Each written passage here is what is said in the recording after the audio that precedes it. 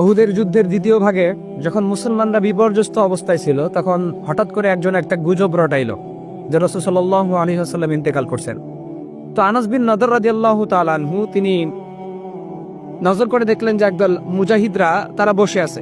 তো হযরতে আনাস বিন নজর রাদিয়াল্লাহু তাআলা আনহু তাদের কাছে গেলেন এবং বললেন, কি হয়েছে, মুসলমানরা এত বিপর্যস্ত কেন, তারা হতভম্ব হয়ে আছে কেন?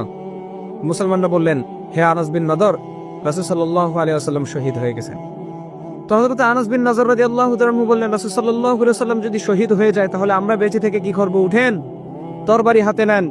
এবং রাসূল সাল্লাল্লাহু আলাইহি ওয়াসাল্লাম যাদের বিরুদ্ধে লড়াই করতে গিয়ে ইসলামটাকে প্রতিষ্ঠিত করতে গিয়ে নিজের জীবনটাকে বিলিয়ে দিয়েছেন, আমরাও সেই পথে নিজের জীবনটাকে বিলিয়ে দিতে চাই। সেই বুখারীর বর্ণনা। হযরত আনাস বিন নজর রাদিয়াল্লাহু তাআলা আনহু ততক্ষণ পর্যন্ত তিনি জিহাদ করলেন, ততক্ষণ পর্যন্ত তরবারি হাতে নিয়ে কাফের মুশরিক বেঈমানদের বিপক্ষে লড়াই করলেন, যতক্ষণ না তিনি শহীদ হয়ে গেলেন।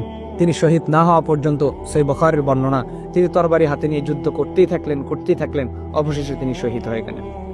তো এই ঘটনা আমি এজন্য আপনাদেরকে বর্ণনা করলাম যে আমি এই সময়ের, এই তৎকালীন যুব সমাজকে বলতে চাই, এই জুয়ান তাগড়া যুবকদেরকে বলতে চাই, যে ভারতীয় আধিপত্যবাদের বিরুদ্ধে, যে ভারতীয় হিন্দুস্তানে আধিপত্যবাদের বিরুদ্ধে হযরতে শরীফ ওসমান হাদী রাহিমাহুল্লাহ নিজের জীবনটাকে বিলিয়ে দিয়েছেন, যেই হিন্দুস্তানি আধিপত্যবাদের বিরুদ্ধে শরীফ ওসমান হাদী রাহিমাহুল্লাহ নিজের জীবনটাকে বিলিয়ে দিয়েছেন, নিজের ত্যাগকে বিলিয়ে দিয়েছেন এই জমিনের মধ্যে ইসলামকে প্রতিষ্ঠিত করার জন্য। ন্যায়, হক, ইনসাফের পক্ষে, ইনসাফ অনুযায়ী সমাজকে পরিবর্তন করতে চেয়েছেন। সেই পথে আমাদেরকেও জীবন দিতে হবে। আমরা বেঁচে থেকে কি করব? আমাদেরকেও জীবন দিতে হবে রাসূল সাল্লাল্লাহু আলাইহি ওয়াসাল্লামের মতো। কারণ দুনিয়াতে আমরা থাকতে আসি নাই, যতদিন পর্যন্ত বাঁচবো সিংহের মতো বাঁচবো, এবং আমরা এই জমিনের মধ্যে ইসলামটাকে প্রতিষ্ঠিত করেই ছাড়বো।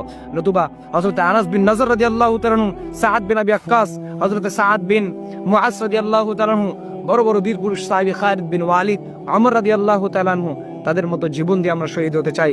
এবং আমরা এই জমিনের মধ্যে দ্বীন ইসলামটাকে হয় প্রতিষ্ঠিত করব, নয়তো শহীদ হয়ে আল্লাহর কাছে আমরা ফিরে যাব। এজন্য যুবকদেরকে আমি বলতে চাই, আমাদের শরীরের মধ্যে গরম রক্ত, আমরা চাইলে সমাজকে পরিবর্তন করতে পারি, আমরা চাইলে এই জাতিকে পরিবর্তন করি। হে মুসলিম উম্মাহ, এখনই জাগো, এখনই আমাদের জাগরণের সময়। আমরা চাইলে সমাজকে এখন পরিবর্তন করতে পারি, আমরা চাইলে ইনসাফের ভিত্তিতে সমাজকে গঠন করতে পারি, আমরা চাইলে প্রত্যেক দেশে প্রত্যেক মানুষকে ইনসাফের ভিত্তিতে ন্যায় এনে দিতে পারি, আমরা চাইলে জুলুমকে আমরা বিতাড়িত করে মাজলুমদেরকে সহায় দানকারী একটা সমাজ আমরা উপহার দিতে পারি।